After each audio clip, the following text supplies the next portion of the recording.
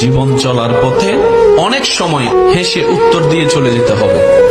কিছু পরিস্থিতিতে জবাব দেওয়ার মতো শব্দ থাকার পরও মুখে নীরবতাকে আপন করে নিতে হবে। যদি আপনি প্রত্যেকটা জায়গায় উত্তর দিয়ে জিততে চান, আপনি বারবার হারার দিকে চলে যাবেন। আপনি যদি প্রত্যেকটা জায়গায় রিঅ্যাকশন দিয়ে জিততে চান, আপনার মন বারবার ভেঙে যাবে। সেজন্য কিছু কিছু পরিস্থিতিতে কঠিন বিষয়, কষ্টের বিষয়ও হাসি দিয়ে উড়িয়ে দেওয়ার চেষ্টা করবেন রবের উপর ভরসা করে। কিছু কিছু জায়গায় পেট ঝগড়া না লাগার জন্য নীরবতাকে আপনি আপন করে নিবেন। ঝগড়া থেকে দূরে থাকবেন, তর্ক থেকে দূরে থাকবেন। আপনার ব্রেইনও ভালো থাকবে, আপনার হার্টও ভালো থাকবে।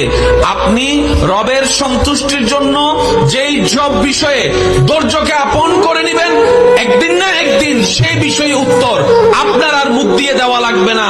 আল্লাহ এমন সিস্টেম করে দিবেন, সেই ব্যক্তির কাছে উত্তর অটোমেটিক পৌঁছে যাবে রবের পক্ষ থেকে। বলেন সুবহানাল্লাহ।